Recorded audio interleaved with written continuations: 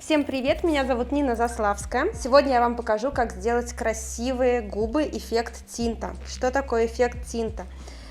Это перманентный макияж губ, такой более легкий, похожий на эффект, когда накрасишь просто таким полупрозрачным блеском, который имеет легкий цвет. В тюбике цвет блеска вроде бы яркий, но когда его наносишь на губки, губки приобретают просто какой-то полупрозрачный оттенок, но в то же время они просвечивают, они выглядят натурально, и нет такого пластилинового помадного эффекта, как дают какие-то нюдовые пигменты для губ. Поэтому мы сегодня будем использовать яркий оттенок пигмента, просто его разбавим и нанесем полупрозрачно на губки. Такая техника подойдет тем, у кого губки свои красивые, пухлые, хорошей формы, без таких явных недостатков. Ну и запрос клиентки именно в том, чтобы губы сохраняли натуральность и такую прозрачность, чтобы не было эффекта помады от татуажа, но в то же время, чтобы форма подсобиралась, форма была четкой и, соответственно, какой-то губкам оттенок придать тоже хочется.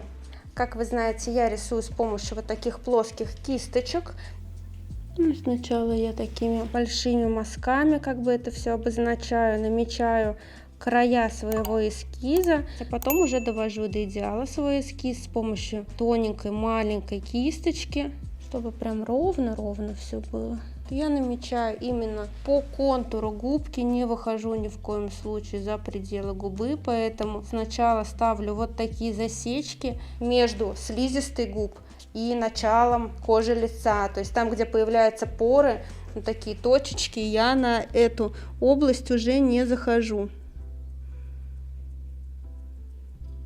Ну и сразу смотрим, да, чтобы верхняя губка смыкалась с нижней в одной точке, поэтому я сразу себе вот эти вот уголочки прорисовываю. И посмотрите, верхняя губка у меня немножко идет как бы нахлест на верхнюю, то есть она продолжается, а я здесь уже увожу на нет. Не нужно обводить вот такой клоунский рот, да, и обращать внимание именно на свою слизистую, если она продолжается. И также это все подчеркивает некрасивую форму. Наоборот, мы должны ее сделать так, чтобы она была очень красивой, ничего страшного, что там слизистая губ еще продолжается. В любом случае она уже у нас не имеет цвета, собственно, губ, она в цвет кожи у нас идет. И мы как раз таки заполним пигментом, который мы выбрали для перманента губ, именно вот эту красивую форму. Она у нас сядет, подчеркнется и уже будет подсобранная такая.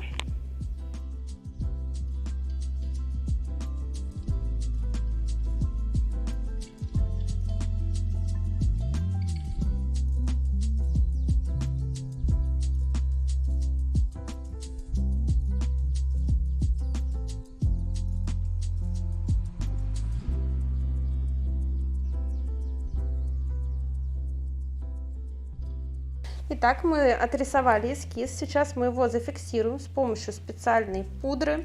Вот такая у меня голубенькая пудра для фиксации эскиза.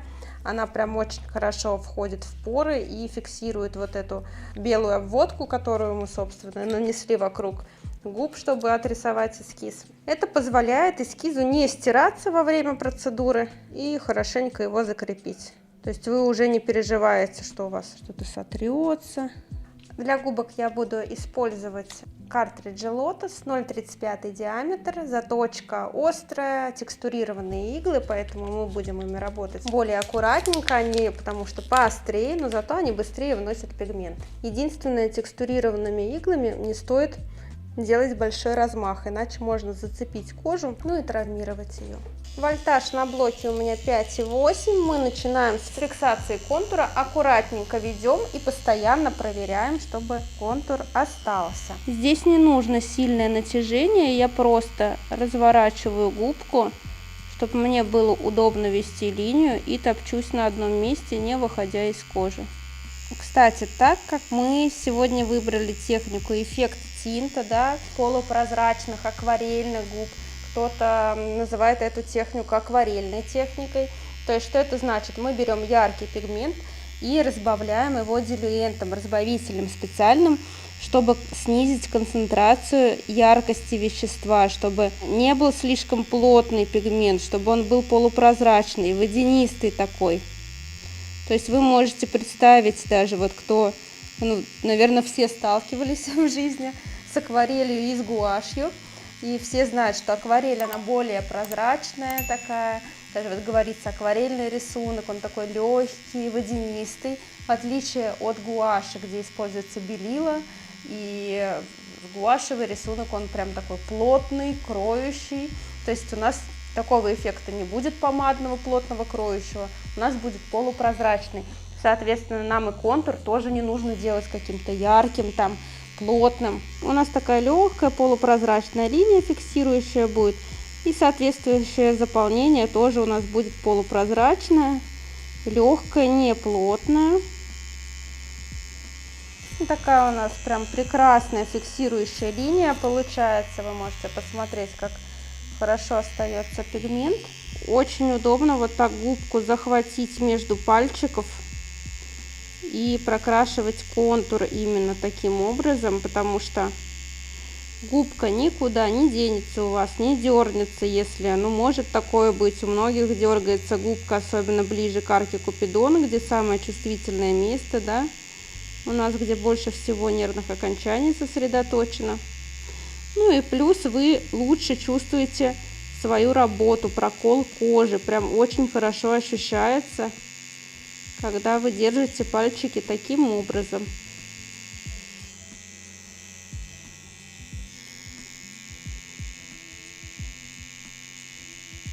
Вот, я кручусь вокруг клиента и подсаживаюсь именно так, чтобы мне было удобно вести линию. Особенно это касается арки Купидона, да, потому что тут самая ответственная у нас работа. Чуть влево, чуть вправо вы съедете, уже будет некрасивая форма.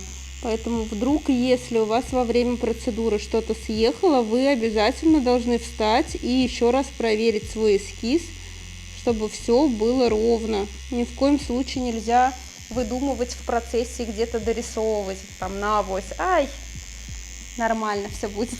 Так нельзя. Так, верхнюю губку я зафиксировала. Все у меня прекрасно зафиксировалось, как вы видите. Везде хорошая, четкая линия получилась. Самое главное, ее видно. Сейчас мы нанесем вторичную анестезию, и ее еще лучше станет заметно. Ну а в этот момент мы зафиксируем контур на нижней губке. Немножко пальчиком подворачиваю. Начинаю тоже с уголочка, придерживаю другой рукой пальчиком обязательно губку, чтобы она никуда не тряслась и так далее, чтобы она была зафиксирована, но в то же время при фиксации именно контура губ сильно не натягивайте, иначе у вас будет деформация по форме. Соответственно, если даже у вас, представьте, возрастная какая-то клиентка придет, вы сильно натянете, отпустите, и все будет в таких неровностях, потому что, как правило, вокруг губ уже у нас с возрастом появляются кисетные морщинки, и они дают вот эту вот как раз неровность при натяжении. Здесь же такого нет, но все же лучше не натягивать, а просто придерживать. А когда вот у нас уже линия, форма, контур губ будет закреплены, то мы будем прокрашивать внутри, укладывать пигмент. Мы, конечно, сильно натягиваем, чтобы в складочках не было никаких пробелов. То есть, чтобы прям плотненько и равномерно у вас лежал пигмент на губках.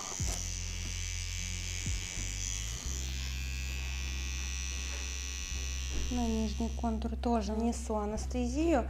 И сейчас по верхнему контуру на губке я выровню линию, потому что кое-где у меня есть немножко недокрасок, кое-где линия насыщенная идет, не прерывается, а кое-где она прям вот прерывается. Допустим, вот здесь вот, да, чуть мы добавим. То есть вот таким образом. Не везде прокрашиваем, просто выравниваем насыщенность линии, чтобы она была равномерная.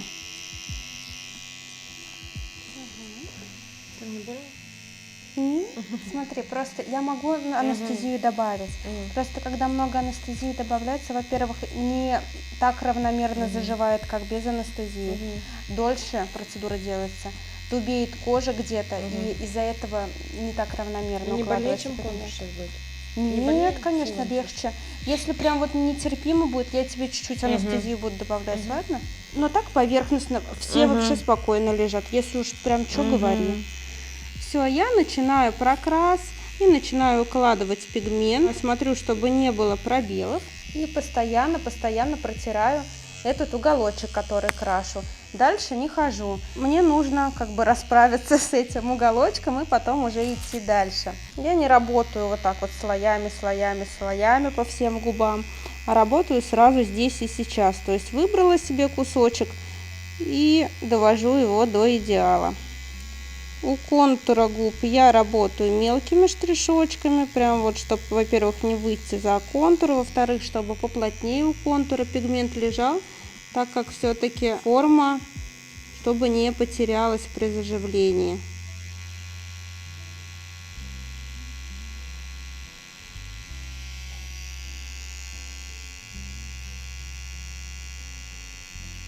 Пигмент у нас прям очень водянистый, так как мы его разбавили, но и также мы не укладываем очень плотно много слоев, потому что он и должен у нас быть водянистым и прозрачным, просвечивать свои губки.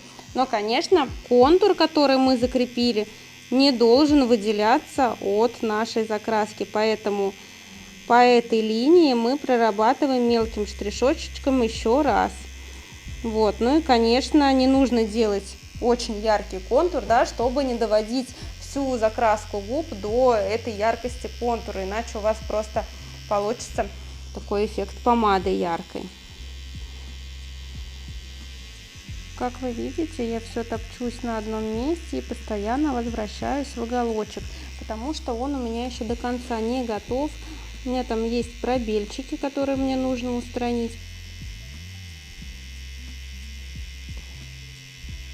У нас немножко появляется ощущение не очень приятные ближе к арке Купидона, поэтому мы решили нанести все-таки предварительно анестезию. Для этого я немножко поврежу кожу губ, прокрашу их вот едва-едва касаясь слизистой, чтобы все-таки были микропроколы и анестезия могла проникнуть. Но буду использовать первичную анестезию, потому что в состав нее не входит адреналин, он не будет так сильно выбеливать и не будет дубить кожу. Ну что, я 5 минуток подержала анестезию и продолжаю прокрашивать верхнюю губу. Я еще, кстати, да, видим, что здесь не докрасила уголочек, потому что контур кое-где выделяется, также есть пробельчики, сейчас мы их уберем. Ну и еще один лайфхак, да, чтобы у вас не отекали губки во время процедуры, не спускаемся близко к слизистой, то есть внутрь мы сейчас не заходим, потому что именно там больше всего нервных окончаний, и именно оттуда у нас и идет отек, поэтому если мы сильно повредим вот эту зону, да, близко, которая к зубкам, то у нас потекут губы. Мы эту зону прокрашиваем в самом-самом конце, когда уже все губки готовы, и вот-вот-вот уже вы все на выходе, готовы завершить процедуру, вы проходитесь и по верхней, и по нижней слизистой, и уже фотографируете. Первым делом я прокрашиваю, конечно, зону у контура, чтобы форма не потерялась, а потом более длинным таким размашистым штришочком спускаюсь к серединке губ. Ну и, конечно, сильно растягиваю, проверяю, чтобы не было ни единого пробела, особенно по контуру, потому что по контуру чаще всего как раз таки бросаются больше всего в глаза эти пробелы, потому что форма теряется, она ломается, становится неровной. Именно из-за этого я рекомендую в первую очередь мелким штришочком прокрашивать контур, чтобы его зафиксировать более плотно.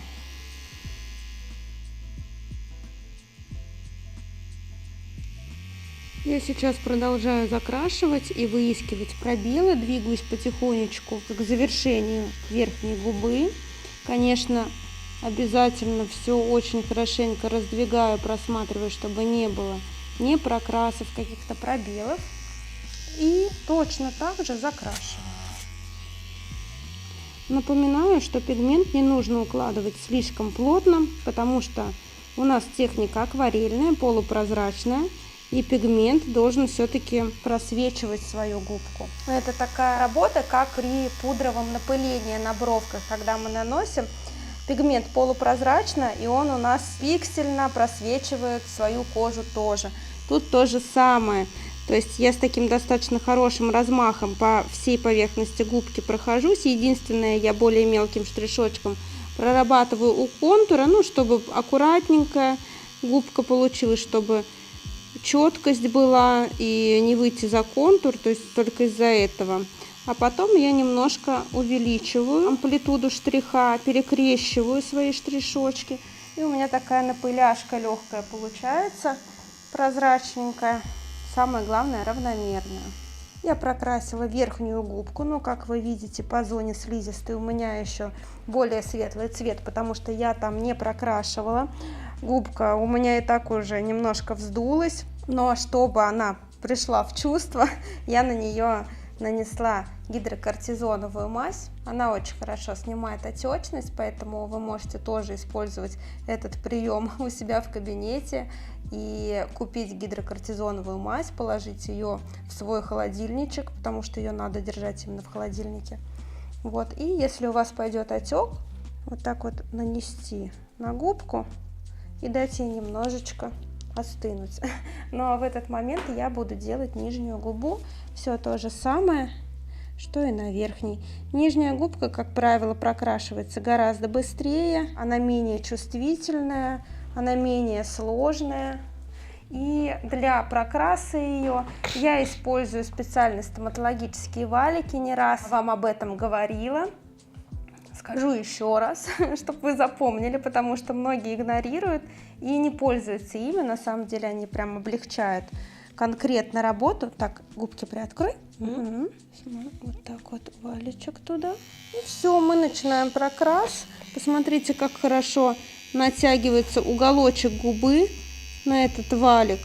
Как прекрасно он разворачивается, и его очень удобно прокрашивать. Вот я начинаю все то же самое. Сначала к контуру поближе, более мелким штришочком, более таким сконцентрированным. Ни в коем случае нельзя, конечно, выйти за контур, да, сильно махать, чтобы форма была губки аккуратненькая. Ну и возвращаюсь уже на прокрашенные места. Еще раз там топчусь.